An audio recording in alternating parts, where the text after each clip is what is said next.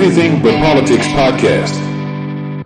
What's up, everybody? Welcome back to another episode of the Everything But Politics podcast. Today is Eric Wind, who probably is the most amazing timepiece collection I have ever seen. We've been super excited for this episode for quite a while now. Excited to learn more about Eric and his collection, and it's an honor to have him here. So, Eric, thank you so much for joining us, man. Thanks for having me, Merrick. Thank you, Evan, as well. Yeah, our honor.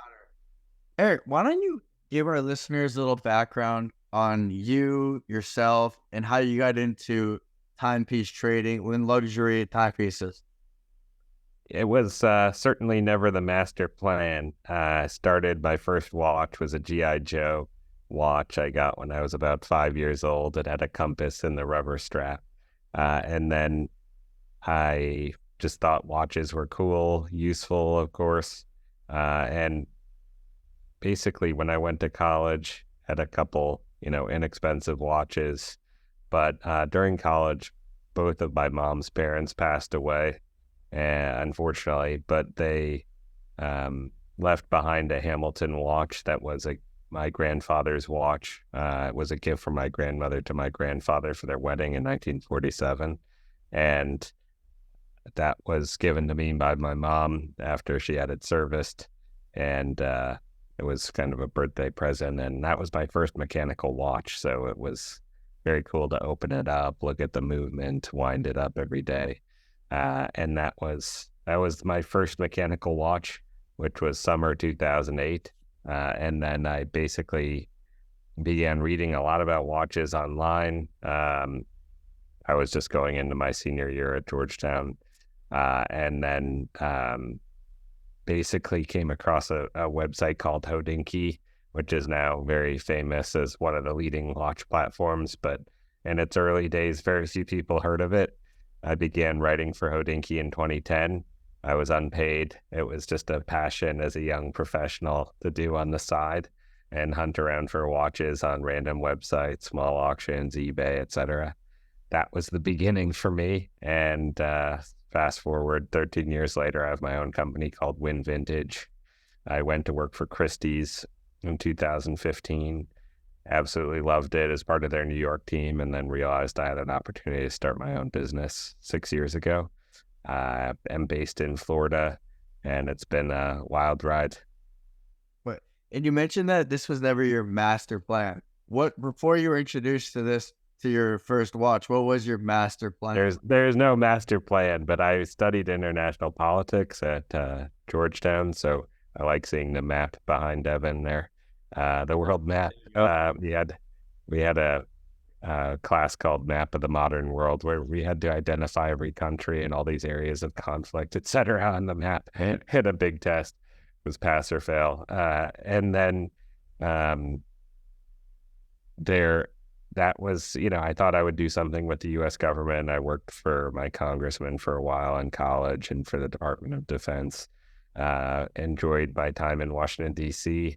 And then worked for a small consulting firm in D.C. that I very much enjoyed, but I realized I didn't know much about business because my studies had focused on politics, international affairs, the Middle East. I studied Persian for 4 years at Georgetown and Spanish.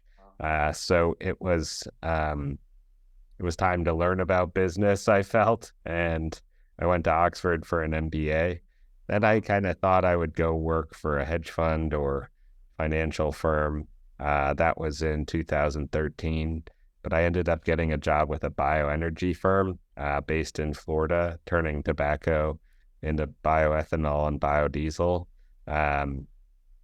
So that was, that was also an interesting pivot, and I learned a lot about bioenergy then, but I was writing about watches on the side as kind of a side hustle, if you will. It was a passion, and buying stuff for my own collection and selling it occasionally. That's kind of part of what you do. You buy some things, decide you don't love it that much, sell it, get something else.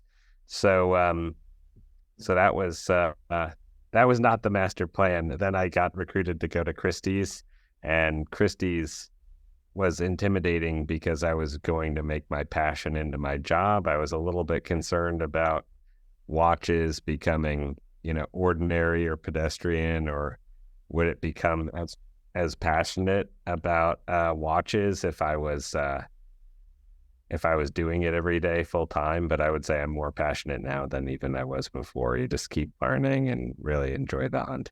Well, and as a writer that was selling and trading these watches at the time, did you kind of know based off all your research what to buy and then when to sell it based off how the market was doing?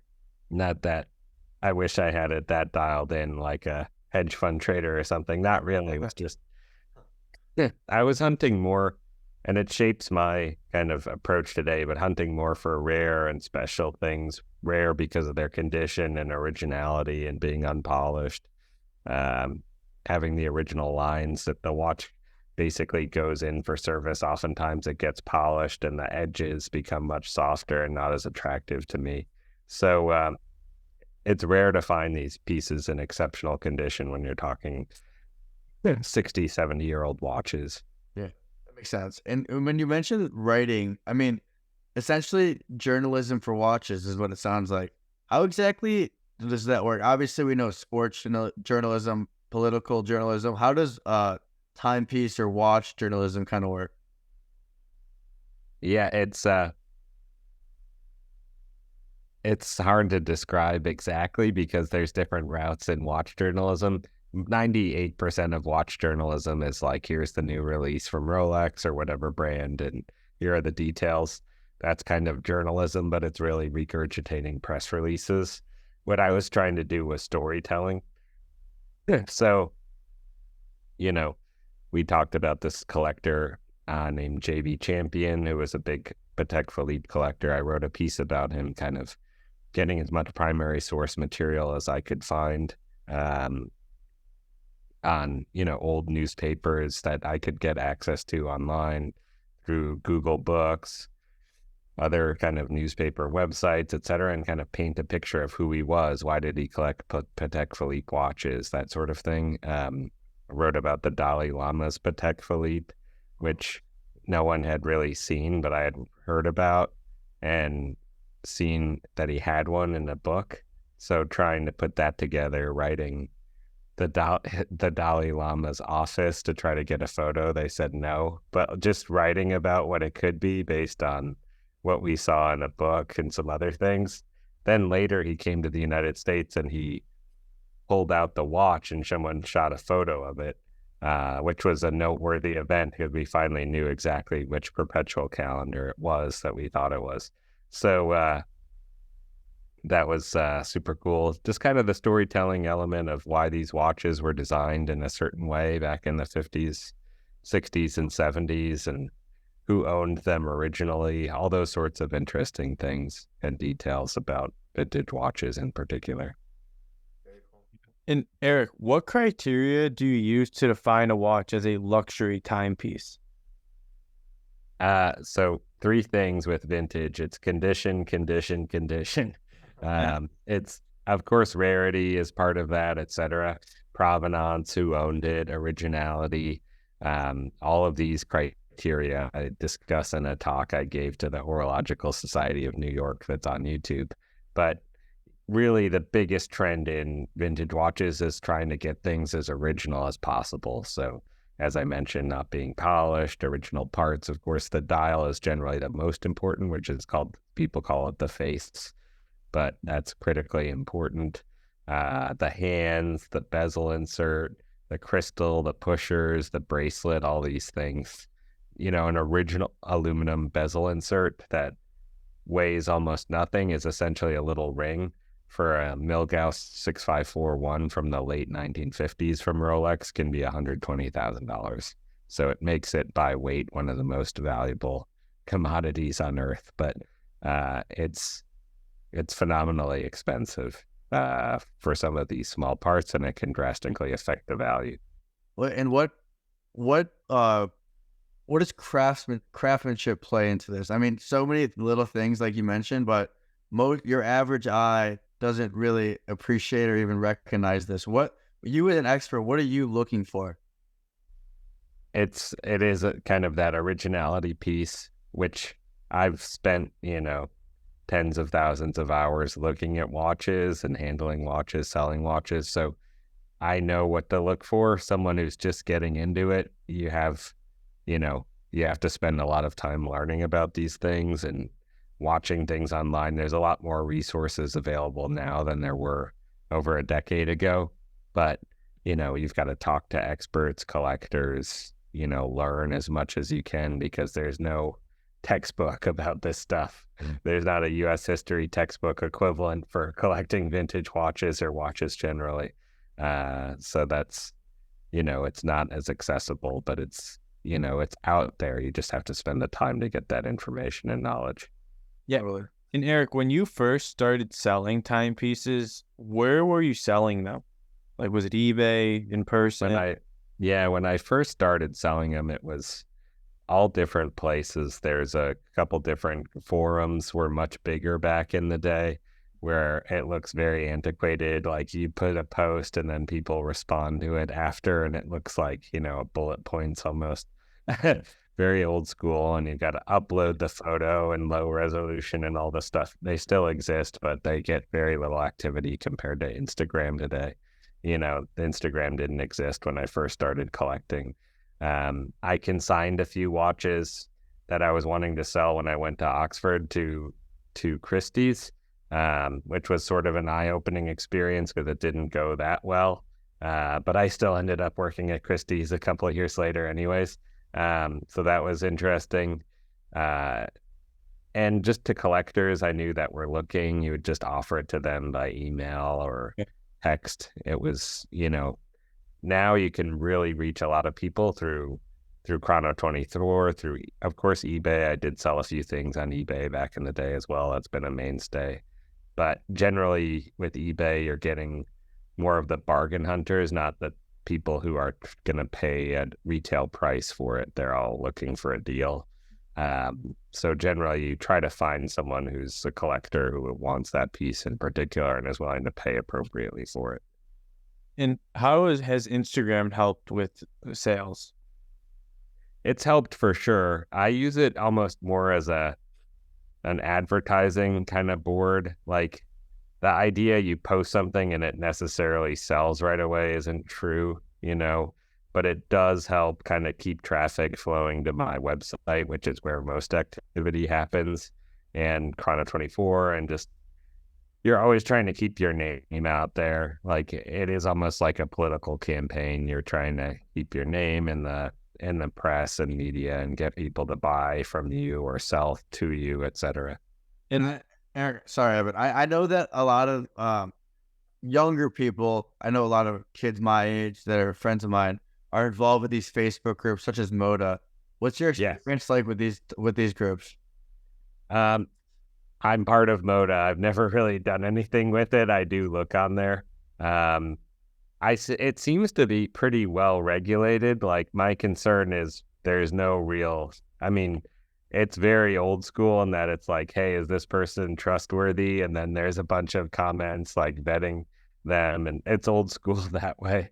There's no like really means or method to protect yourself when you do the transaction other than the community element. But it's almost like old school mafia, like, this guy's okay sort of thing. But it works, it's, people sell a lot that way.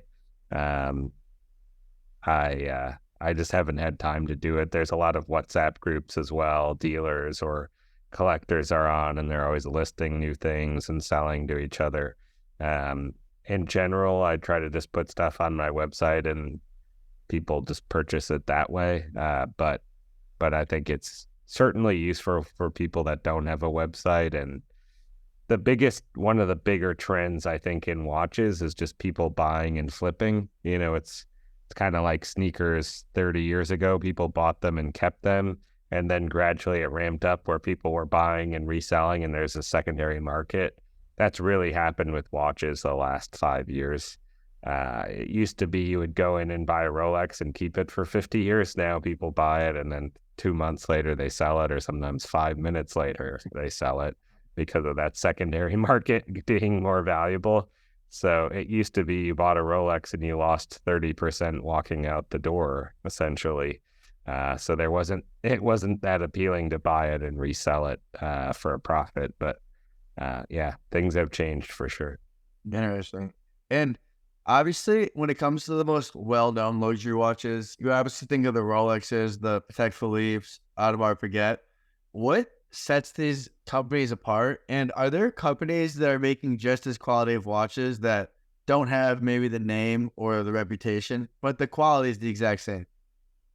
Yeah, it Rolex is very special because I feel like the quality for the price point is extremely high. So maybe a Submariner is 10,000, a Daytona 14,000 or whatever, but it's just so well made that and they're so vertically integrated. The bracelet is so nice. Every aspect of the watch is so well thought out. It's excellent. There are theoretically watches that are nicer, but Rolex just does things in such a precise, solid way. You're going to have very few problems with the watch. You know, there are like fancier brands, but generally don't have the bracelet of that quality or other things like a Jaeger LeCoultre. They have really wonderful watches, JLC for short, or as Americans often say, Jaeger LeCoultre. That is like a really excellent brand.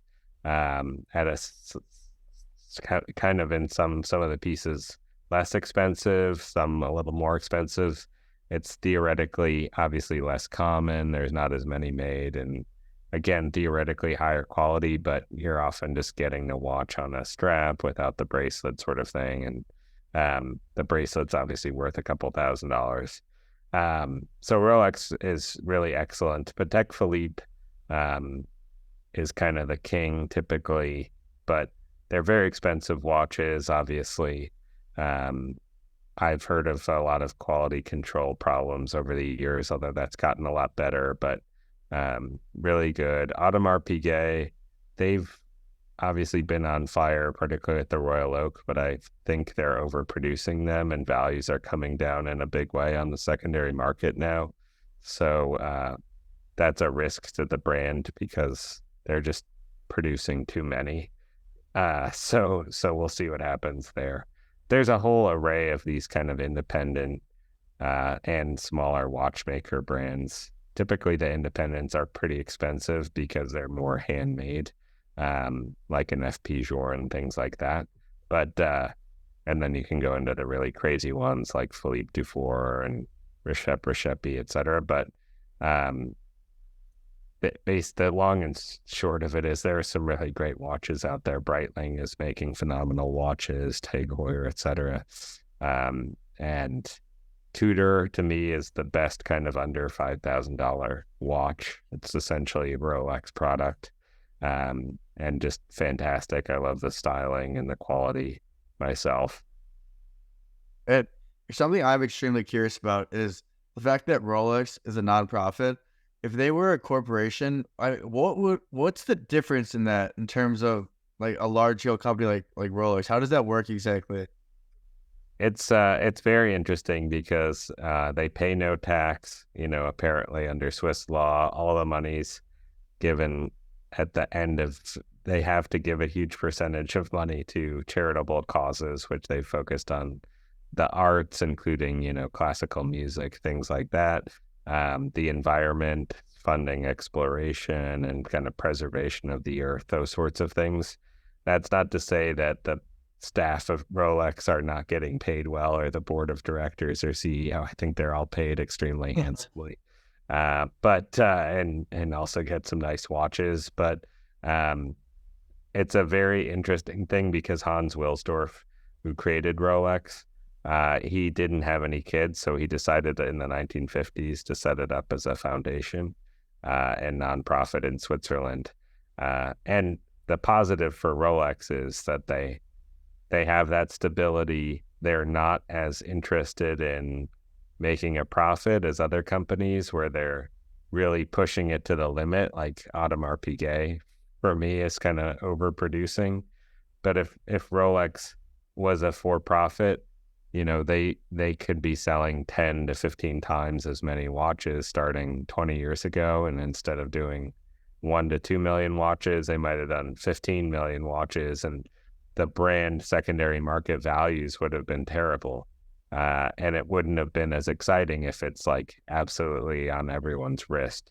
So instead, they've had all this money to basically focus on vertical integration. They have their own foundries, bracelet companies, dial companies, et cetera, that other companies have to outsource essentially to third-party companies to get those parts, or to foundries, things like that. No one is as vertically integrated in the luxury watch space as Rolex, and that, they just added to that by buying Bucher, which is a major retailer with about 100 stores, I believe, 53 of them carrying Rolex. So they just continue to have more money than God and can kind of do whatever they want, but not pay taxes as well. That's some interesting insight. And Eric, why do all these watches come out of Switzerland? Yeah, it's a very interesting thing. The kind of Swiss watches, of course, go back, 500 years plus, and clocks, et cetera. But there was, in the kind of watchmaking started in Europe really in the 1500s with various English watchmakers in particular were very good. And then in France, Abraham Louis Breguet was kind of the first super famous watchmaker to European royals starting in the late 1700s. And he made watches for Napoleon's family, et cetera. Louis XV, King George III, et cetera. King George III's watch actually sold at auction at Sotheby's, London, about 2 years ago. And it was declared a British national treasure, so it couldn't leave England, unfortunately, which may have affected the price of the watch. But King George III was buying it during a war with France, so it needed to be smuggled from France to get to King George III, essentially, and was a very special timepiece, super complicated. But basically around the early 1800s, these Swiss cow farmers in the Vallée de Joux, which is a very special valley in central Switzerland, decided to make watches. And it was kind of pre-industrial, but with industrial concepts of each person focusing on their own specialty. So this guy focuses on cases, this guy does the movements, this guy does the dials, and they kind of then would put the watch together. Everyone would focus on their own piece of the watch. And the Vallée de Joux is really kind of where Swiss watchmaking started, and the Americans were ahead of the Swiss in the kind of mid 1800s. We were doing industrial production of all these watches that were used in the Civil War. We had kind of Waltham, which was in Massachusetts, Illinois, of course, in Illinois. Elgin, was in Illinois as well. We had some great watchmakers in Ohio, et cetera. Ball Watch Company. But Americans had kind of industrialized, and the Americans actually went to Switzerland to help them industrialize. F.A. Jones, who started IWC, was a Civil War veteran. And there's a funny kind of short film with James Marsden playing F.A. Jones for IWC. He's an IWC brand ambassador, and it kind of tells his story. But the Swiss basically were behind the U.S., but we were focused on industrial production, not like super fancy stuff generally, although we could do really incredible stuff. By the time the 20th century came along, and post kind of World War I, the American kind of concept of luxury was that we loved European goods. Wealthy Americans, for whatever reason, Americans didn't like American made as much, or had a negative opinion. So we had all these companies, for everything from Cartier to Louis Vuitton and others, really be like what everyone wanted to own. And the same was kind of the case with the watches. Like the Hamiltons that were from Pennsylvania were not as exciting to people as like getting a Rolex, in the post-World War II era. So I think that was part of it. It was kind of with the American car industry as well. We were relying on tariffs and being lazy, just like the American auto industry was. And rather than innovating, they were just like, let's just keep pumping out the same stuff that was selling 10 years ago. And then you had a lot of innovation in Switzerland with the development of dive watches, for instance, that people loved, and just better quality things that the Americans could have been doing, but were not. So essentially then by the 60s, the American watch industry was essentially dead in that kind of 20-year space after World War II. We went from having a pretty solid watch industry to being completely destroyed. Hamilton was bought by the Swiss and brought over to Switzerland, and that was sort of the last American-made watch until 2023, when Josh Shapiro came out with his own watch in Los Angeles recently called the Resurgence, which has an in-house movement. Wow, Eric, I freaking love history, and that was a lot right there. I love that. Thank you for that. Thank you. Yeah. The moral of the story is don't get fat just like doing the same thing. You got to keep innovating. And Eric, as someone that does love history, when you look back at watches and the history of watches, based off the research you've done, what's like the first documentation of people wearing watches? Wristwatches? Yeah. Or watches generally. Wristwatches really came about. For men, the first was really Albert Santos Dumont, which is kind of the Cartier Santos is named after him. In 1904, he was an early aviator trying to figure out how to fly planes. He was Brazilian and French, but we don't really have any good photos of him wearing it. But really the dawn of wristwatches on people was kind of World War One. The Cartier tank, by the way, came out in 1917, and the first one was given to General Pershing, inspired by the kind of profile of a French tank from above. But people in trench warfare wanted to have a watch on their wrist so they could see what time it was, and they had to time their kind of runs across the trenches, etc. So, and also they would often have like a shrapnel guard essentially over the glass because they were obviously a lot exposed to a lot of explosions and bullets and things. So that was kind of, those often have a very distinctive look, those World War One trench warfare watches. But that was kind of the pivot. And really the 1920s was kind of a shift for people away from pocket watches and wristwatches.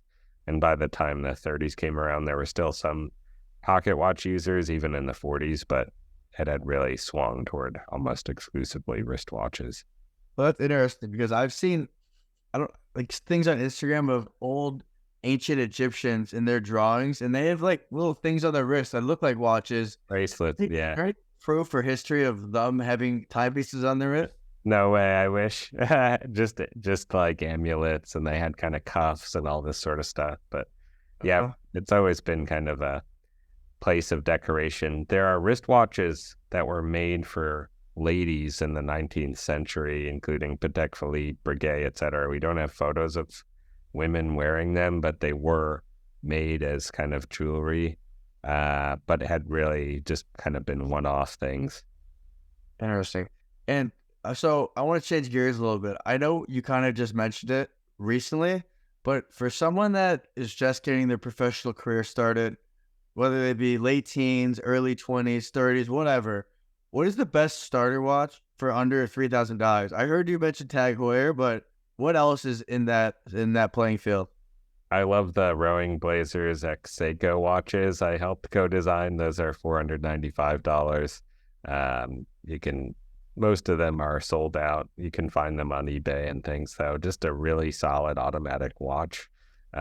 You can find Seiko 5 sports watches generally, even on Amazon for $200 to $300. Really attractive models, different dials, etc. One with a bezel that rotates if you want to do more diving, or one with a smooth bezel that's a little bit thinner for kind of just general wear, but you can still go in the water with it. So yeah, I think those are really solid watches at the kind of $500 price point. And hold on one moment up. I mean, we've had a few different terminologies going here. You say watches, we've said timepieces a few times. What's the proper terminology? We typically just say watches, but timepieces and watches are really interchangeable. Okay. Timepieces kind of could incorporate pocket watches or clocks or things like that. So in terms of like on your wrist, typically we would just say watches. And Eric, you've given us a great history lesson on the 1900s, 1800s of watches. If things keep evolving, right? Nowadays, like I don't even wear a watch. You could look at your phone. It seems that nowadays it's a lot more of like a fashion thing, and I'm sure like normal sales have gone down, but the luxury ones have gone up. How do you stay like evolving in the trends that are happening?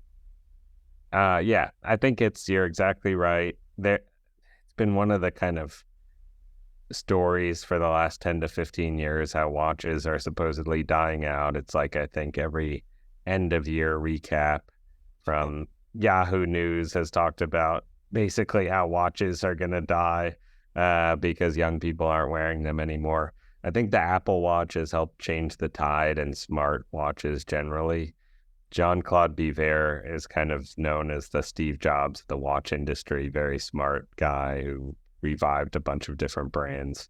But when the Apple Watch came out, and a lot of people were concerned the Swiss watch industry might die because everyone would be wearing Apple Watches, said, I think that the Swiss watch industry should give Apple $1 for every Apple Watch they sell because you're making future customers for us. And I think that's definitely been true.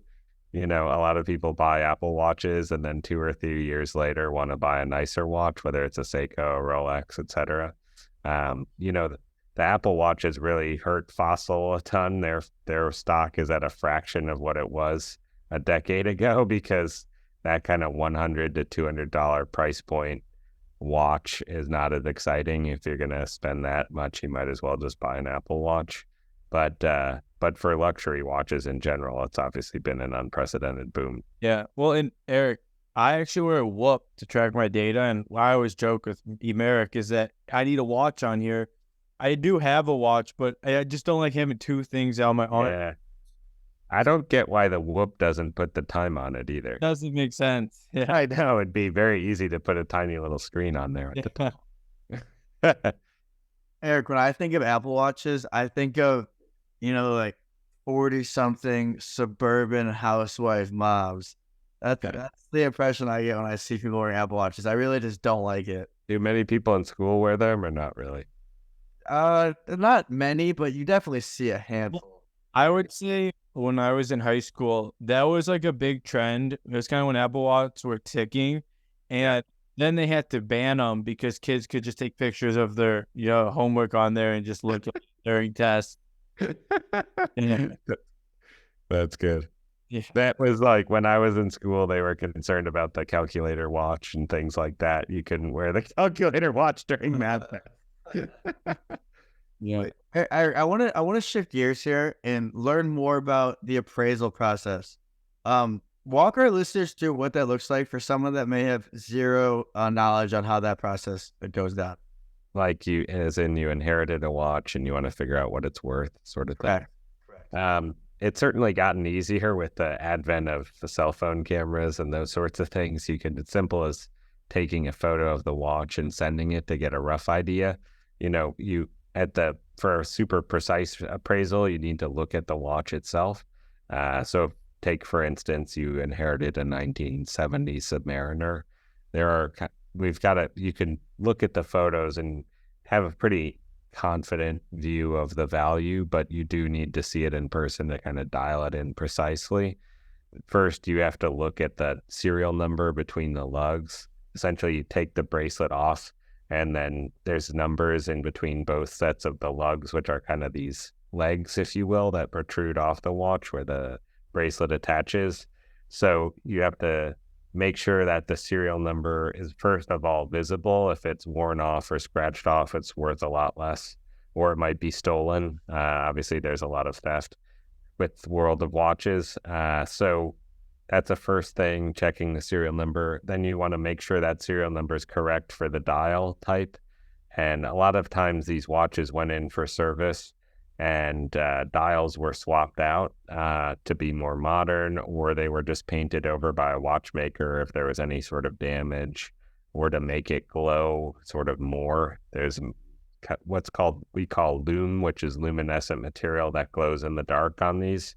And it kind of, for the older watches, would wear out over time and not be as useful. Like you can't read the time in the dark on this watch now from 1971. So people would scrape it off and put on fresh glow in the dark material, but collectors don't want to see that, and it usually looks very sloppy and ugly. So then you've got to just look at every aspect of the watch, see if it's correct and in good condition, including the case. As I mentioned, unpolished cases are worth more. And for me, just because I operate in this world every day, I can give you a pretty precise value immediately. Otherwise, you've got to start looking online at auction results, eBay, etc. But if you're not an expert, you're not going to be able to know all those little details of what's correct or what's been changed. I'm happy for that example. You mentioned the Submariner. There's something I've been meaning to ask you, kind of going back to our history we're talking about. What role did Roger Moore as James Bond play in him wearing that watch in the movie and Live and Let Die? Yeah. So Rolex was like the kind of sports watch for a lot of people from starting in the 1950s when the Submariner came out. And basically Roger Moore's predecessor, the original James Bond actor Sean Connery, wore a Submariner, but it was loaned to him by Albert Broccoli, supposedly on set. So we don't know where that watch is. Unfortunately, that could be a $15 to $20 million plus watch today, but it's not publicly known what happened to that watch. I just sold one of those recently for over $500,000, one of the original James Bond kind of category of Submariners. It's got this very large crown for basically being able to adjust the time when you have gloves on. So it's a very cool and important watch. But so because James Bond, basically Sean Connery wore one as James Bond, and they wanted to continue with it with Roger Moore. And they did obviously a cool gadget one with the spinning bezel where it was like a saw, and like where he used it to take the lady's dress off or whatever, like all these kind of silly things. So they also did some with Seiko in the Roger Moore years, and they used a few different kind of unusual pieces. And then Jean-Claude Biver supposedly had a big influence in having Pierce Brosnan wear Omega, and they signed a big deal with Omega in the movies, and that was in the 1990s, really helped Omega. Well, with Pierce Brosnan, with Sean Connery and Roger Moore, and then of course Paul Newman and his Daytona, which of those had the biggest impact on Rolex? I would say the Sean, obviously, the Omega as well, but which one had the biggest impact on the watch culture? I think Sean Connery and James Bond had a really big impact on Rolex and watch culture, because a lot of kids growing up in that era kind of subconsciously wanted to get a Rolex. Ian Fleming, who wrote the James Bond books, wore a Rolex. He actually had an Explorer that he kind of references in the books. But yeah, it's just it was kind of known as the tough guy's watch, like the watch you would get if you were a commando or in the SAS or in the CIA, etc. For a number of reasons, including that it could be traded for your life if you're in some difficult situation and you had to take the watch off your wrist. It's essentially currency. So that could help you get safe passage out of a difficult situation. And Eric, something I've noticed in doing my research of the watch market, just kind of checking it out, it seems over the last few years, you don't see that many Panerais out there. What happened with the Panerais?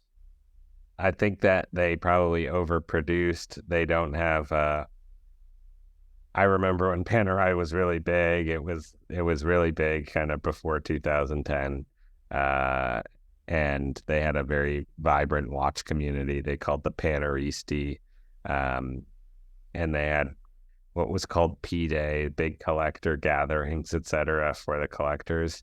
But they don't really have that much variation in their kind of model line. They all look the same, since there was only a dive watch, really.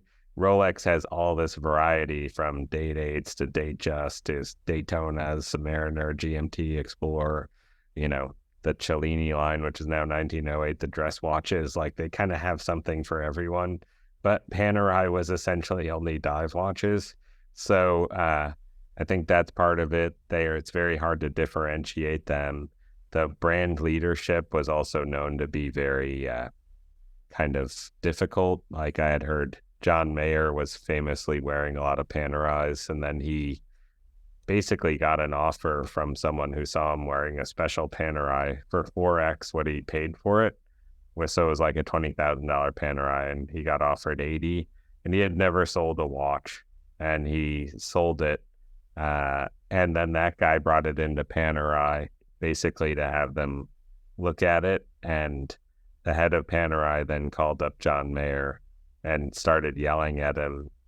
He told me he was in bed at the time and basically got this angry call on the phone. And he was so unhappy and said, you should basically be applauding me that I made money on your watch. I've never sold one. And he had like at least 40. And then instead the guy was complaining how he had betrayed the patrimony of the brand and that sort of stuff. And then John got angry and sold all the rest of his Panerais and never wore one again. So that was not a good thing.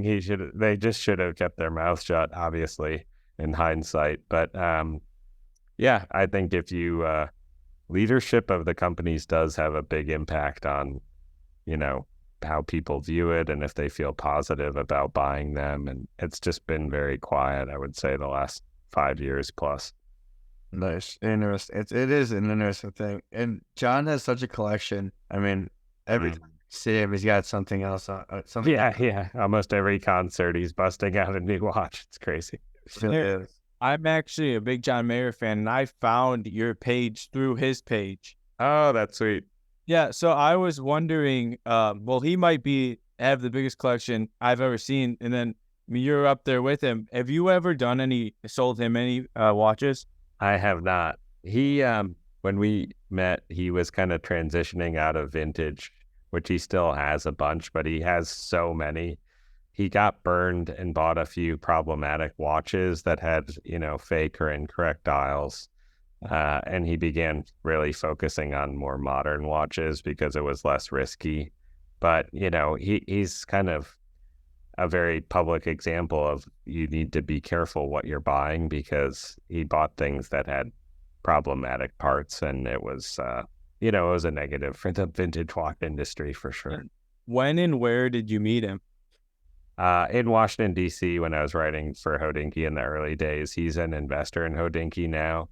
And just a true enthusiast. He's been a very positive asset for Hodinkee. He's written a few articles. He's obviously done a couple talking watches videos.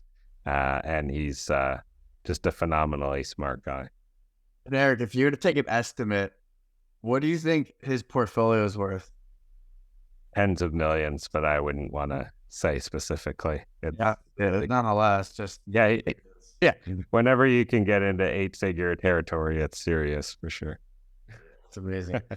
Eric, something that I've noticed in the trends lately in the watch game is that I feel like a lot of these, you get the larger millimeter faces and the smaller ones are kind of less and less popular. Why is that? Yeah, I mean, I think it kind of sways back and forth. So there was like a period 10 years ago, it was like all supersized, too big. I still see a lot of people wearing watches that are way too big for their wrist. Like there's a new Rolex that's like titanium that's like about this thick because it could go to the bottom of the ocean. And there was a guy on a plane wearing one and he was maybe 5'7", and it was like practically bigger than his wrist. It was like, dude, you're actually wearing that in a non-ironic way. That's insane. But some people just don't really understand about kind of proportionality with this stuff.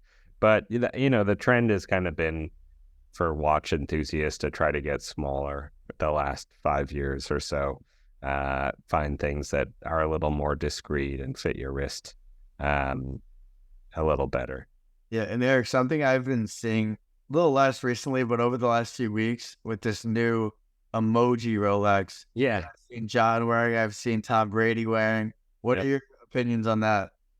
It's crazy. The I mean, it was an insane thing when it came out this year. I was shocked. It actually is very high quality, basically craftsmanship to make the dial. It's called Champlavet enamel. So they essentially pour in this hot enamel and they're the jigsaw pieces. And it's very beautiful. Rolex has never done a dial like that before. That's, something you typically see more with Patek Philippe, and we're talking watches many, many times the price of an equivalent Rolex. So it was first off a flex by Rolex that they can do this kind of special handcrafts.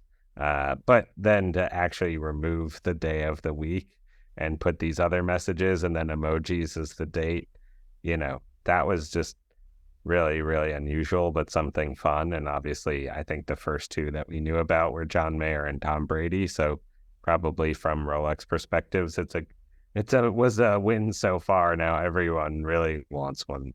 Yeah. And what was the reaction from the traditionalists in the industry? Some people were upset. Funnily enough, they said, why would you make a date without the day of the week and the date? Hans Wilsdorf would be rolling over in his grave, that sort of thing. But then those same people called up their Rolex ADs and said, I'd love to get one, because they knew it'd be probably at least 3x retail in the early days. And now it's even going to be crazier, I think, to get them with the John Mayer and Tom Brady spottings.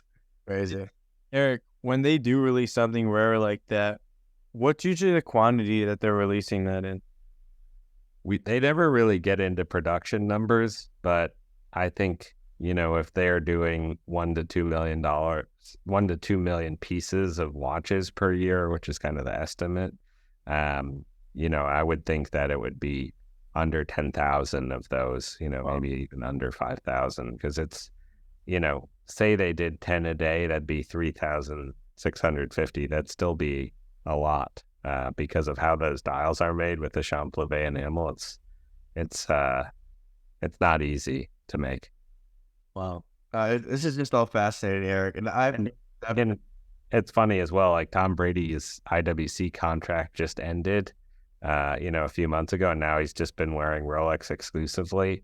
IWC was paying him millions of dollars per year. I was guessing 2 million maybe per year was his contract, and now he's just giving Rolex millions of dollars of free publicity for watches he's purchasing that are obviously worth more on the secondary market, but Rolex has to be thrilled with all the free publicity they're getting. Same for John Mayer. Totally. And Eric, for someone that is listening to this, looking to get involved and build themselves a collection similar to you or John, obviously it takes years. What advice would you give them to getting started? I think it's good to try on and see as many watches as you can, because seeing it on Instagram or online only gets you kind of 60% of the way there. So if you can really preview, handle these things, see them on your wrist. Some people like really heavy watches, honestly, and other people like lighter watches. I don't really love like a super heavy platinum watch on the wrist. It's so heavy, and kind of gets annoying to me. I like lighter kind of steel watches. And you've got to just see what's comfortable in terms of size of the watch on your wrist. So if you can go to like a Christie's preview or Sotheby's preview in New York, go to a watch store, see what they have, try it on. It's extremely helpful. And Eric, before we let you go, I got to ask, what is on your wrist right now? I have an Explorer 2. It's the nickname to Steve McQueen, funnily enough, although Steve never had one. I think it was a nickname created by Italian watch dealers, since they had the Paul Newman nickname with the Daytona. They wanted to give this a nickname, but it's also known as the Freccione. It has this big orange hand, which you can kind of see there. That gives you the 24-hour time. And that this was designed for speleologists, which is probably not a term you've heard before. That's for people who study caves. And they just were, having problems with the kind of traditional Rolex sports watches with aluminum bezels, because the aluminum doesn't take well against, hits against rocks and sharp edges. It could pop out or scrape up easily. So they wanted a solid steel bezel. but they wanted 24-hour time because you have no access to the outside world. So you need to see the time more so if it's day or night, and that helps orient you in the cave. Eric, I've learned so much in the last 15 minutes or whatever it's been. It's actually crazy. Thank you so much, Merrick. Now, this has been, awesome for me. I love learning more about watches, and I'm happy we connected, man. I appreciate it. Thank you. Thank you, Merrick. Thank you, and I hope we can meet. Thank you. I hope we can meet sometime soon. 100%. All right, guys. Thank you for listening. Eric Wind.